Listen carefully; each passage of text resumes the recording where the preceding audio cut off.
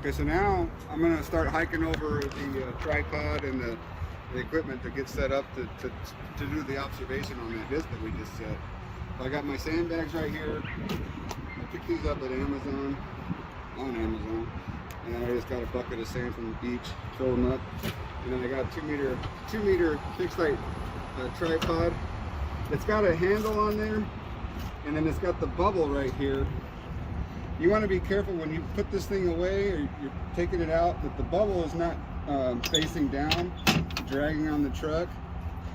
And I don't even like using the handle to carry it because it puts pressure on the center rod, and if that thing gets bent, it's a pain to kind of plumb it up. So I suggest just grabbing it by the leg and then carrying it out to the side that way, and then putting it away, and then keep the handle on the same side as the bubble. I'll show that when I take this thing down, but that's a good way to take care of your equipment. Okay, so next we're going to set up our tripod. On these tripods you have these two adjustable, well, they're all adjustable, but these have these quick release handles, and this has like a locking mechanism. So the way I set these up is treat it like a regular old bipod.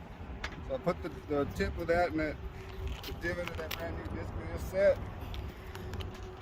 I got my my bubble facing me, and then I'm going to use these two legs and run them out, just like I would a tripod. Okay?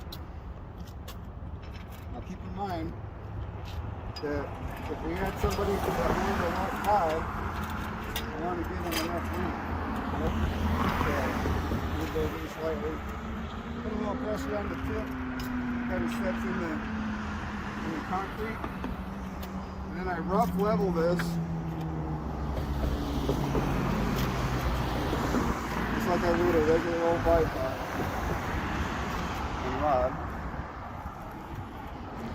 Okay. So the bubble starts to float. You can see the bubble there. It's not close, but I don't want to put my sandbags on until I'm close. Now I'm going to sandbag it. And you got to use sandbags when you're doing this kind of work to stabilize your setup. Okay? And then I just rough level it because once I throw the bags on, the bubble moves a little bit. So now I'm going to fine tune that bubble.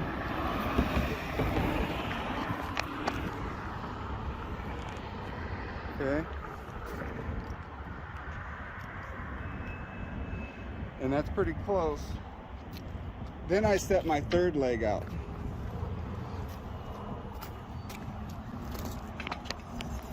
And then you can kind of feel like where it's free and then where it binds up when you wiggle it like this.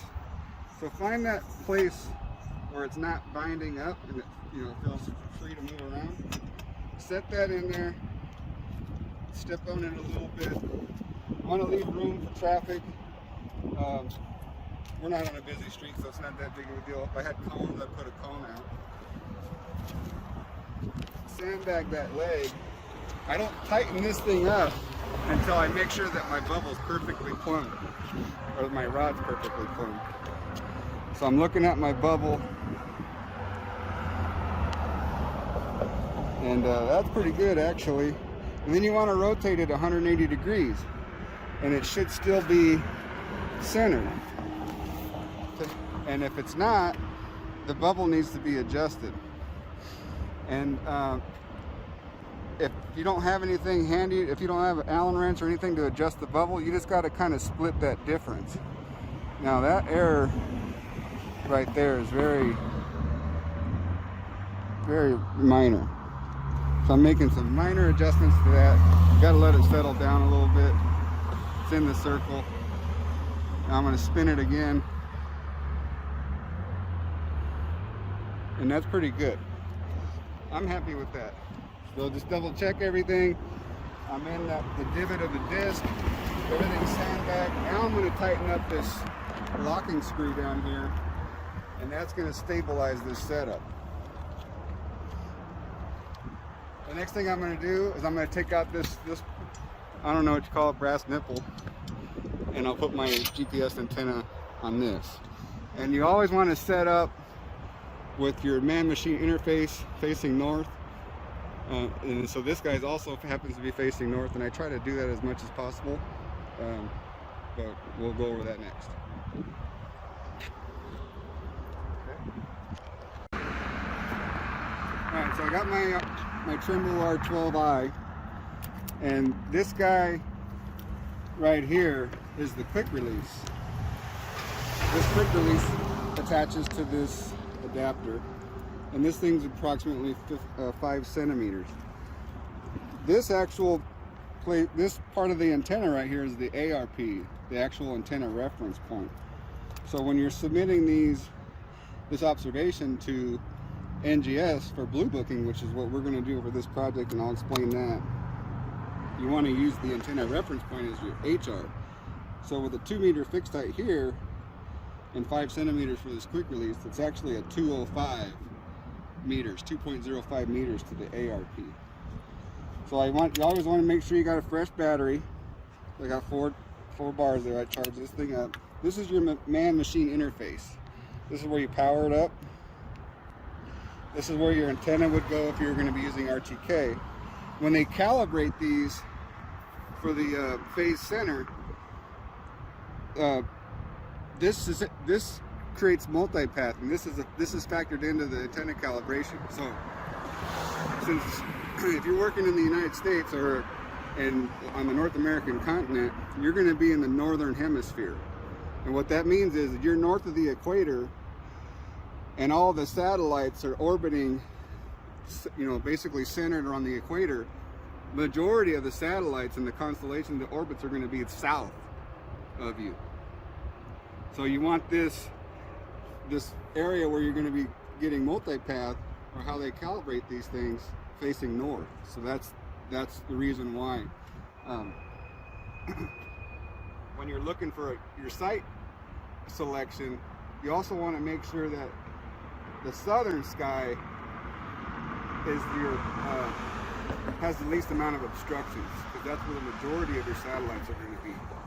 So as I'm walking up to this site right now, I see that I got a light post right here. There's a chance that I might get some multipath off of that, but the technology is so advanced, they have ways to kind of filter that out. And there's always going to be some give and take when you're setting one of these. And so there's never ever a 100% perfect scenario, unless, like I said, unless there was a direct path to the top of a hill, top with some bedrock exposed.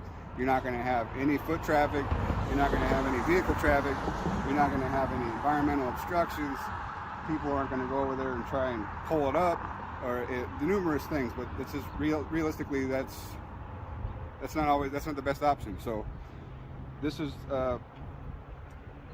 almost perfect, but we do have a slight chance for multipath here. Just wanted to point that out. So I got this thing turned on, and it's receiving the satellite signal. So I'm going to drop this in, make sure it slides all the way down, face that to the north, then I'm going to lock this in.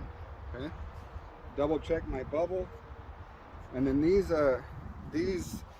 tripods actually have a compass on it, so there's where north is. So just by looking at that, I can rotate this slightly, to get it right on north. So what's happening is, if I want to explain how GNSS technology works, this thing is an antenna. There's satellites orbiting Earth 20,000 kilometers above us, and they're transmitting radio signals basically, and those radio signals are being received by this antenna from the satellites above. And what we're going to do is we want to store those signals, and then we're going to use those signals to calculate a position on this point. And how that works basically is the positions of the satellite are known. There's a team across the globe that monitors the satellites as they orbit Earth, and they have their positions basically calculated every day. They have a predicted path that the satellite is going to travel, and that gives you kind of a semi-accurate position. But then after a few days, they analyze the actual path of the satellite, and then with that actual path, they'll you use that to process the signals that you were collecting here, and then you can find a more accurate position on this point. So that's kind of it in a nutshell. I can explain more when we get into the post-processing part of it, but since I'm out here setting up the equipment, I wanted to do a quick overview of the equipment. Now I'm going to fire up my data collector and then start my survey. And in here there's a survey style that I have set up for this kind of surveying, which is the static survey style. So I got this set up to where I'm going to be collecting a sample of those radio transmissions from the satellite every 5 seconds. It's called the sampling rate. You have several options. You can do 1 second, 5, 15, 30. And it depends on the application, what you're doing. For this, I could probably get away with 30 seconds, but since I'm only doing a 2-hour observation, I'm gonna go ahead and leave it at 5, because that's what it defaulted to.